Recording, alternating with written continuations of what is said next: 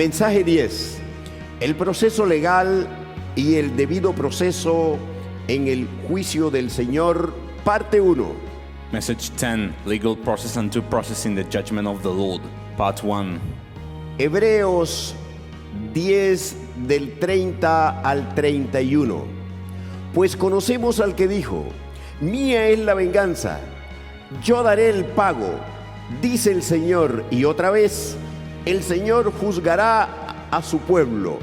Horrenda cosa es caer en manos del Dios vivo. Hebrews 10, 30-31. For we know him who said, vengeance is mine, I will repay, says the Lord. And again the Lord will judge his people. It is a fearful thing to fall into the hands of the living God. Hoy inicio una serie de prédicas donde explicaré que en sus juicios Dios lleva a cabo un proceso legal con debido proceso. Estas expresiones se pueden usar metafóricamente, entendiendo que se trata del juicio de Dios y no de hombre, y que los atributos del Señor son aplicados a sus juicios sobre las personas juzgadas. Entre otros atributos, podemos mencionar su justicia, su santidad, su veracidad, su soberanía, su paciencia y su fidelidad. El proceso legal con el debido proceso implica lo siguiente. 1. Hay un juez imparcial, en este caso es Dios. 2. Hay leyes y normas, las cuales son la palabra de Dios, por lo cual el juicio no es arbitrario. 3. Un tiempo justo. 4. Derecho a la defensa. 5. Presunción de inocencia hasta que se demuestre la culpabilidad. Todo esto lleva a que se llegue a una sentencia justa. Today I am beginning a series of sermons in which I will explain that in his judgments, God carries out a legal process with due process. This expression can be used metaphorically, recognizing that it refers to the judgment of God, not of man, and that the attributes of the Lord are applied to his judgments upon those who are judged. Among other attributes, we can mention his justice, holiness, truthfulness, sovereignty, patience, and faithfulness. The legal process, together with due process, involves the following. 1. There is an impartial judge. In this case, it is God.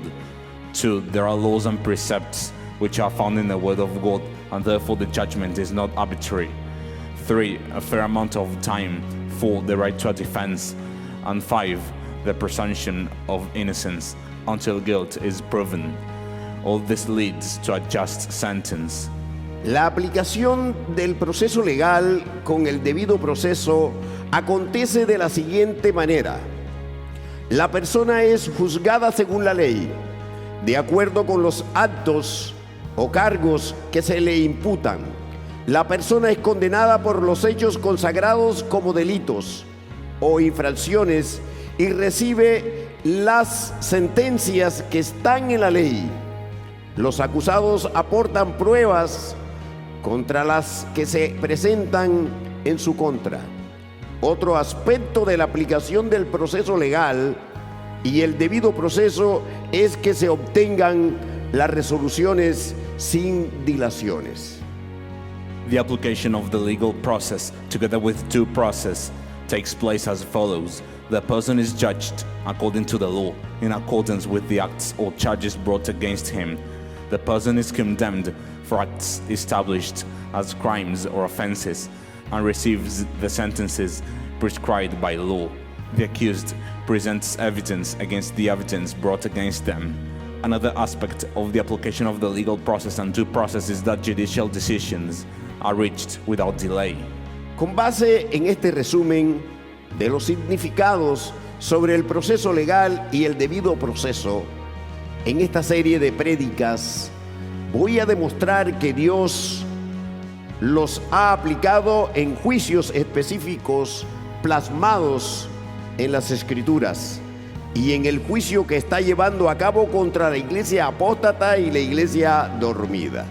Based on this summary of meanings concerning the expressions legal process and due process, in this series of sermons, I will demonstrate that God has applied them in specific judgments recorded in the scriptures and in the judgment that He is carrying out against the apostate church and the sleeping church. En esta serie de prédicas estudiaré los siguientes elementos que el Señor establece en sus juicios. 1. Dios establece su ley, pacto o mandato. El Señor dejó escrita su palabra y en ella está la ley. Él ha dado a conocerla, por lo cual nadie puede decir que es juzgado sin conocimiento. En Génesis 2:17 podemos confirmar esto. Mas del árbol de la ciencia del bien y del mal no comerás, porque el día que de él comieres, ciertamente morirás. Con base en este mandato, Dios juzgó a Adán. In this series of sermons, I will study the following elements that the Lord establishes in His judgments. 1. God establishes His law, covenant or commandment. The Lord left His word written, and in it is the law. He has made it known. Therefore, no one can say that they are judged without knowledge. In Genesis 2:17, we can confirm this. But of the tree of the knowledge of good and evil you shall not eat, for in the day that you eat of it, you shall surely die. Based on this commandment, God judged Adam. 2. Dios presenta cargos concretos. En el proceso legal y el debido proceso, Dios presenta los cargos que son los pecados de las personas y del pueblo. Él los expone claramente. Por ejemplo, la apostasía, la desobediencia, la rebelión, la idolatría. 2. God presents specific charges. In legal process and due process, God presents the charges which are the sins of the people and of the nation. He sets them out clearly. For example, apostasy, disobedience, rebellion, and idolatry. 3. Dios da testimonio y envía advertencias. Antes de pronunciar y ejecutar sus sentencias, Dios manifiesta señales, envía profetas, siervos, a través de los cuales da exhortaciones, amonestaciones y llamados al arrepentimiento. Esto lo confirmamos en 2 de Crónicas 36 del 15 al 16. Y Jehová, el Dios de sus padres, envió constantemente palabra a ellos por medio de sus mensajeros, porque él tenía misericordia de su pueblo y de su habitación. Mas ellos hacían escarnio de los mensajeros de Dios y menospreciaban sus palabras, burlándose de sus profetas, hasta que subió la ira de Jehová contra su pueblo y no hubo ya remedio. La manera como Dios obra en su juicio demuestra que Él lleva un expediente con toda la información necesaria, incluyendo sus advertencias, sus llamados insistentes al arrepentimiento y los múltiples rechazos del pueblo. 3. God gives testimony and sends warnings. Before pronouncing and executing His sentences, God manifests signs and sends prophets and servants, through whom He gives exhortations, warnings, and calls to repentance. We confirm this in 2 Chronicles 36:15-16. And the Lord God of their fathers sent warnings to them by His messengers, rising up early and sending them, because He had compassion on His people and on His dwelling place. But they mocked the messengers of God, despised His words, and scoffed at His prophets, until the wrath of the Lord arose against His people, till there was no remedy. The way in which God works in His judgment demonstrates that He keeps a case file containing all the necessary information, including His warnings, His insistent calls to repentance, and the people's repeated rejections. 4. Dios concede tiempo de arrepentimiento. Este tiempo es concedido por Dios como parte de su paciencia. a fin de que los acusados muestren cambio y así la sentencia no caiga sobre ellos. Esto se reitera en los mensajes a las 5 iglesias de Apocalipsis, contra las cuales el Señor presenta cargos, acusaciones. El Señor enuncia la sentencia, pero dice: si no te hubieres arrepentido, en Apocalipsis 2:5. En Apocalipsis 2:16 dice: por tanto arrepiéntete, pues si no, vendré a ti pronto y pelearé contra ellos con la espada de mi boca. En Apocalipsis 2:21 el Señor afirma: y le he dado tiempo para que se arrepienta, pero no quiere arrepentirse de su fornicación. 4. God grants time for repentance. This time is granted by God as part of his patience, so that the accused may show change, and in this way the sentence does not fall upon them. This is reiterated in the messages to the 5 churches of Revelation, against which the Lord presents charges and accusations. The Lord states the sentence, but in Revelation 2:5 he says, unless you repent. In Revelation 2:16 he says, repent, or else I will come to you quickly and will fight against them with the sword of my mouth. In Revelation 2:21 the Lord affirms, and I gave her time to repent of her sexual immorality, and she did not repent. 5. Dios usa jueces y testigos. Dios usa a sus siervos como jueces para juzgar al pueblo cuando se aparta de sus caminos. Después de la muerte de Josué, cuando Israel ya estaba en la tierra prometida, entró en apostasía y el Señor le levantó jueces para darle testimonio de la palabra y liberarlo de la opresión de los enemigos.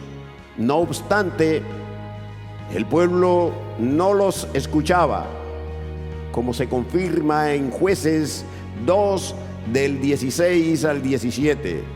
Si bien los jueces eran instrumentos de la misericordia de Dios hacia Israel, también eran pruebas y testigos en el juicio contra este pueblo, pues su rechazo hacia dichos jueces testificaba contra el pueblo.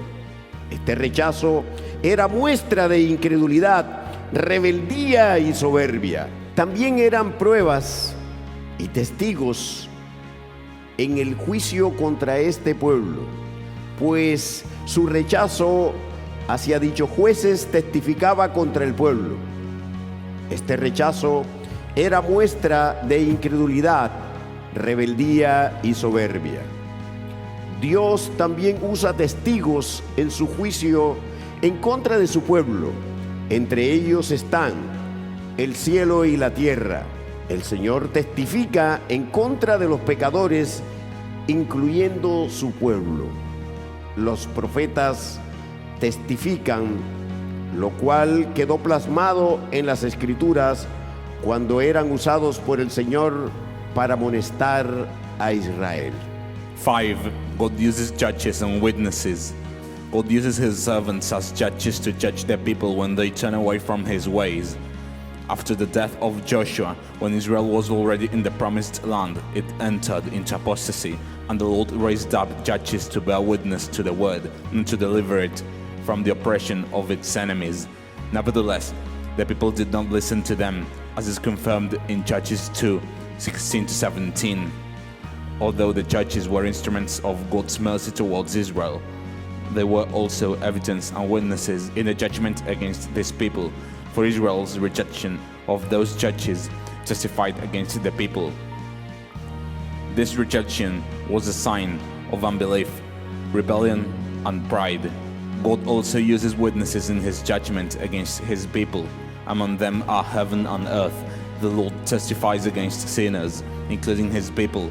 The prophets testify, and this was recorded in the scriptures when the Lord used them to warn Israel. 6. Dios dicta sentencia verdadera y justa. Los juicios de Dios son perfectos, verdaderos y justos. Él es veraz. Abraham dice: el juez de toda la tierra, ¿no ha de hacer lo que es justo? En Apocalipsis 16, 7 y 19, 2 dice que los juicios de Dios son verdaderos y justos. 6. God pronounces a true and just sentence. The judgments of God are perfect, true and just. He's true. Abraham says, "Shall not the judge of all the earth do right?" Revelation 16:7 and 19:2 says that the judgments of God are true and righteous. 7. Dios ejecuta el juicio en el tiempo determinado. Dios aplica su paciencia antes y durante sus juicios. Pareciera que tardara la aplicación de la sentencia, pero llega en el tiempo justo, determinado por Dios. Por ello, Habacuc 2:3 dice: aunque la visión tardará aún por un tiempo, más se apresura hacia el fin y no mentirá. Aunque tardare, espéralo, porque sin duda vendrá, no tardará. Pablo dice en Romanos 9:28, porque el Señor ejecutará su sentencia sobre la tierra en justicia y con prontitud. Ahora estamos ante el gran juicio contra la iglesia, el cual está anunciado en las Escrituras, y nadie se percata de ello. La teología ha enseñado desde el calvinismo que Dios no juzgará a la iglesia, sino que los que hicieron una confesión falsa y tienen una falsa conversión serán dejados atrás y no participarán del arrebatamiento. Y esta es la sentencia judicial. Pero el Señor habla en las Escrituras del juicio contra la iglesia. Apocalipsis 1, 2 y 3 lo confirman. Hebreos 10 del 26 al 31 y Primera de Pedro 4, 17.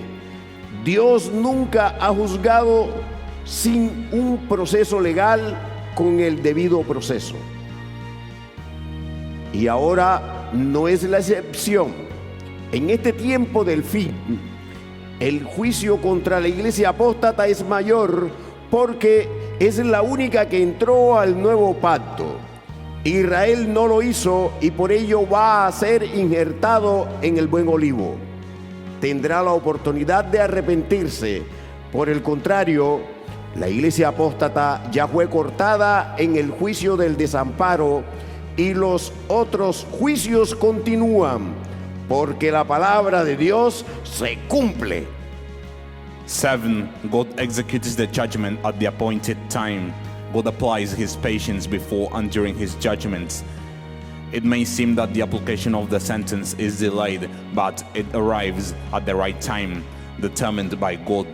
Therefore, Habakkuk 2:3 says, "For the vision is yet for an appointed time, but at the end it will speak and it will not lie. Though it tarries, wait for it, because it will surely come, it will not tarry." Paul says in Romans 9:28, "Or he will finish the work and cut it short in righteousness, because the Lord will make a short work upon the earth." We are now before the great judgment against the church, which is announced in the scriptures, and no one perceives it.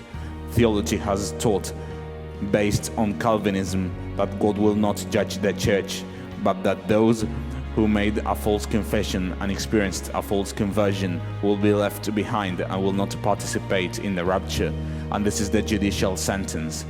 But the Lord speaks in the scriptures of the judgment against the church. Revelation 1, 2, and 3 confirm this, as do Hebrews 10, 26 to 31, and 1 Peter 4:17. God has never judged without legal process and due process, and now is no exception. In the end times, the judgment against the apostate church is greater because it is the only one that entered the new covenant. Israel did not so, and for this reason it will be grafted into the good olive tree. It will have the opportunity to repent. By contrast, the apostate church has already been cut off in the judgment of forsakenness, and the other judgments continue because the word of God is fulfilled.